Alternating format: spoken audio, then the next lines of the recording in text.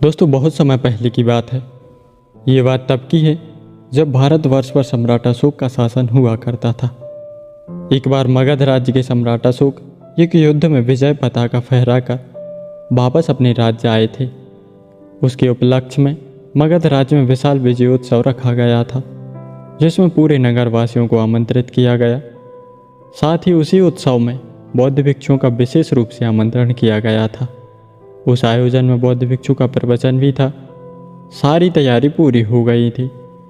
नियत समय पर आयोजन प्रारंभ हो गया और सम्राट अशोक भी अपने नियत स्थान पर जाकर बैठ गए और आयोजन प्रारंभ कर दिया गया। कुछ समय बाद भिक्षु का प्रवचन प्रारंभ हुआ।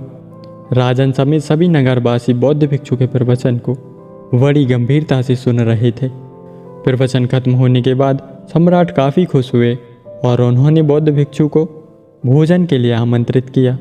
राजन के मन में सवाल उमड़ रहा था कि इन बौद्ध भिक्षु ने प्रवचन तो बहुत अच्छा दिया, परंतु क्या ये खुद भी उस पर अमल करते हैं या फिर वे इस प्रवचन को सिर्फ दूसरों को ही सुनाते रहते हैं। इन सब की जांच के लिए उन्होंने बौद्ध भिक्षु को अपने राजमहल में आमंत्रित किया। ठीक समय पर भिक्षु राजमहल आए। सम्राट उनको सम्मानपूर्वक भोजन कक्ष में ले गए और खुद अपने हाथों से उन्हें विभिन्न प्रकार के व्यंजन परोसे, परंतु बौद्ध भिक्षु ने मिष्ठान के बदले सिर्फ साधारण भोजन ही लिया। आखिर में सम्राट अशोक ने बौद्ध भिक्षु को अपने राजमहल में स्थित एक तहखाना दिखाया, जो वास्तव में अनेक आभूषणों और रत्नों का भंडार था। सम्राट अशोक ने कहा, भिक्षुराज, ये अमूल्य रत्न न केवल भारत अपितु पूरे विश्व में अद्वितीय हैं, वे जोड़ हैं। भिक्षु ने कहा, महाराज, इन सब आभूषणों, रत्नों, हीरों से तो राज्य को बहुत राजस्व आता होगा।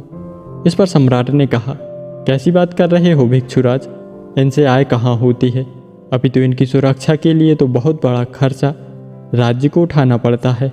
तब बौद्ध भिक्षु ने कहा, हे राजन, आज जब मैं आपके राज्य में आ रहा था तब रास्ते में मैंने इन रत्नों से भी बड़ा कीमती पत्थर देखा था।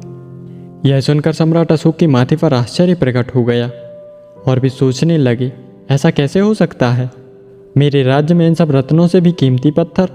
भिक्षु ने सम्राट के मनोभाव को जान लिया और कहा, सम्राट, आप मेरे साथ चलिए, मैं आपको दिखाता हूँ कि वह कितना कीमती पत्थर है, लेकिन आपको उसके लिए मेरे साथ चलना पड़ेगा।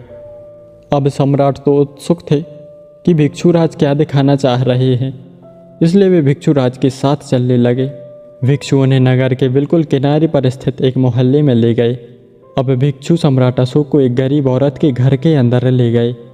उस घर में एक गरीब औरत चक्की से आटा पीस रही थी। जब गरीब औरत ने राजा को देखा तो वह आश्चर्यचकित रह गई। वह थोड़ा सा पकाई और सम्राट के सामने हाथ जोड़कर खड़ी हो गई, उनका स्वागत किया। इसके पश्चात बौद्ध भिक्षु ने महाराज से कहा कि ये जो आटा पीसने की चक्की है ना, इसके ये 2 पत्थर बहुत अमूल्य हैं। सम्राट अशोक ने कहा, ये पत्थर केवल आटा पीसने के काम आते हैं, आप कैसे इनकी तुलना कीमती हीरों, जवाहरात और मोतियों से कर सकते हैं। इन पत्थरों का तो उन अमूल्य रत्नों से कोई मेल नहीं है। फिर बौद्ध भिक्षु ने सम्राट को वह रहस्य बताया कि कैसे यह आटा चक्की के 2 पत्थर रत्नों से भी कीमती है। बौद्ध भिक्षु बोले, महाराज, ये तो चक्की का पत्थर है, लेकिन आपके राज्यों के अमूल रत्नों, हीरों, जवाहरात से भी कीमती है। और फिर भिक्षुराज ने कहा कि आपके कीमती खजाने की रक्षा के लिए जो कर्मचारी, मुनीम आदि लोग लगाए जाते हैं, उन पर खर्चा ही खर्चा होता है, जबकि इस पत्थर के लिए नहीं होता। इस पत्थर का प्रयोग करके यह महिला अपने पति एवं बच्चों को भरपेट खाना खिलाती है। सम्राट अशोक पर बौद्ध भिक्षु की इन सब बातों का बहुत गहरा असर हुआ।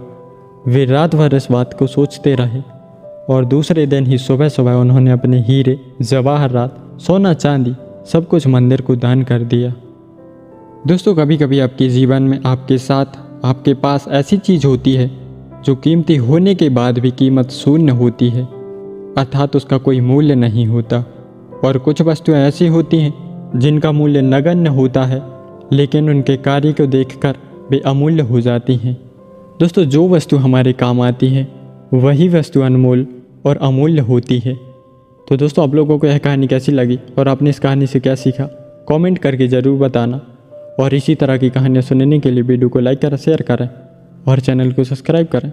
मिलते हैं अगली वीडियो में एक और नई मज़ेदार प्रेरणादायक कहानी के साथ। धन्यवाद।